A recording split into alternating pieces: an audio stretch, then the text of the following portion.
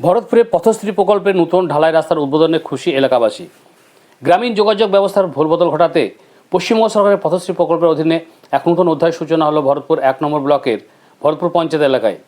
গত বৃহস্পতিবার বিকেল ভরতপুরের পঞ্চায়েতের সন্তোষপুর অর্থাৎ ঝিকড়া গ্রামে সন্তোষপুর কাঞ্চন শেখের বাড়ি থেকে আনোয়ার শেখের বাড়ি পর্যন্ত 690 মিটার দীর্ঘ এক ঢালাই রাস্তার আনুষ্ঠানিক উদ্বোধন করা হলো। ফিতে কেটে ও নারকেল ফাটিয়ে এই নবনির্মিত পথটির শুভ উদ্বোধন করেন ভরতপুর 1 নম্বর ব্লকের সমষ্টি উন্নয়ন আধিকারিক দেওয়া শেরপা এবং বিশিষ্ট সমাজসেবী নজরুল ইসলাম। উদ্বোধনের পর এক আনন্দঘন পরিবেশে বিডিও এবং নজরুল ইসলাম গ্রামবাসীদের হাতে চকলেট তুলে দেন, যা সাধারণ মানুষের মধ্যে বাড়তি উদ্দীপনা সৃষ্টি করে। 25,62,768 টাকা ব্যয় নির্মিত এই রাস্তাটি এলাকা যাতায়াত ব্যবস্থায় আমূল পরিবর্তন আনবে বলে মনে করা হচ্ছে। উদ্বোধনী অনুষ্ঠানের আগে আয়োজিত একটি সভায় বক্তারা রাজ্য সরকার বিভিন্ন জনকল্যাণমূলক প্রকল্পের খতিয়ান তুলে ধরেন। উক্ত অনুষ্ঠানে উপস্থিত ছিলেন পঞ্চায়েত প্রধানের প্রতিনিধি কালী কুমার মণ্ডল, সমাজসেবিকা অহনা সুলতানা ও পঞ্চায়েতের সদস্য সাদুল্লাহ শেখ এবং এই কাজে দায়িত্বরত ইঞ্জিনিয়ার সমাজসেবী রেজাল করিম সহ এলাকার অন্যান্য বিশিষ্ট ব্যক্তিবর্গ ও অসংখ্য গ্রামবাসী। এখানকার যারা গ্রামবাসীরা ওনারা খুবই উৎসাহিত, খুবই খুশি এই রাস্তা হওয়াতে। তো আজকে 12 ফেব্রুয়ারি 2026 আজকে আমরা এখানে এই রাস্তাটা উদ্বোধন করলাম। রাস্তার লেন্থটা হচ্ছে 690 আর এর ফান্ড মূল টাকাটা হচ্ছে আপনার অ্যারাউন্ড 26 লক্ষ। এই রাস্তাটা হওয়ার ফলে ভরতপুরের সঙ্গে যোগাযোগ ব্যবস্থা কেমন হবে? খুবই ভালো হবে, কারণ এখান থেকে অনেকটাই শর্ট হবে এখানকার গ্রামের বাসীদেরকে ভরতপুর যাওয়া। দেখুন, যে কোনো জায়গায় রাস্তাঘাট হওয়া মানে সেখানকার মানচিত্রের আমূল পরিবর্তন।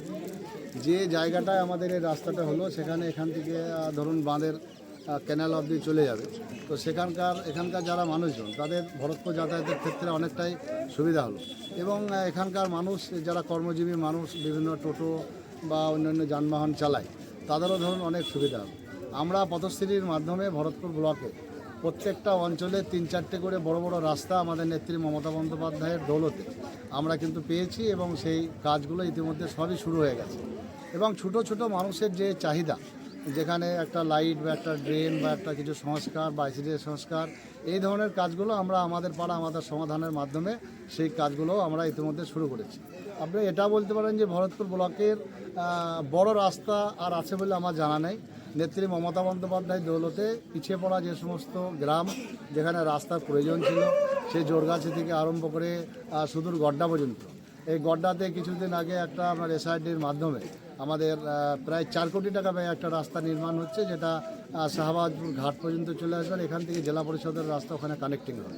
মিডিলে যে একটা গ্যাপিং, গড্ডার মানুষকে প্রায় 40 থেকে 45 কিলোমিটার ঘুরে কিন্তু ভরতপুর ব্লকে আসতে হয়।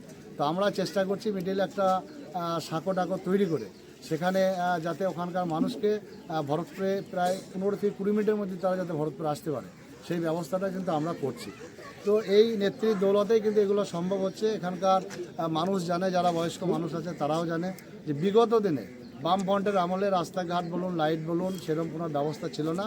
2011 ক্ষমতা আসার পরে আজ প্রায় 15 বছর নেত্রী মমতা বন্দ্যোপাধ্যায়ের দৌলতে আমরা রাস্তাঘাট পাচ্ছি, পানীয় জলের ব্যবস্থা পেয়েছি, স্বাস্থ্য পরিষেবার উন্নতি পেয়েছি এবং বিভিন্ন রকম যে প্রকল্প মানুষ তার সুবিধা পাচ্ছে।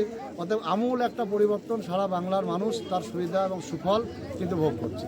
এবং আপনারা দেখছেন আজকে সেই বাংলাকে কিভাবে শেষ করা যায়, সেই বাংলাকে কিভাবে দমানো যায়, কিভাবে নেত্রী মমতা বন্দ্যোপাধ্যায় আগামী দিন ক্ষমতায় আসতে না পারে, তার সমস্ত রকম প্রচেষ্টা কিন্তু কেন্দ্রের যে বিজেপি সরকার, যারা ভারতবর্ষটাকে বিক্রি করতে চাচ্ছে, যারা ভারতবর্ষটাকে ধ্বংস করতে চাচ্ছে, তারা কিন্তু সেই কাজটা করে যাচ্ছে।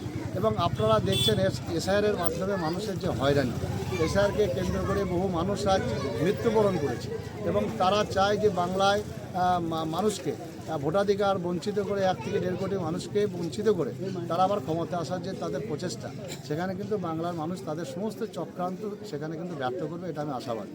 এবং নেত্রীকে আগামী দিন আবার 4র্থবারের জন্য বাংলার মানুষ মুখ্যমন্ত্রী।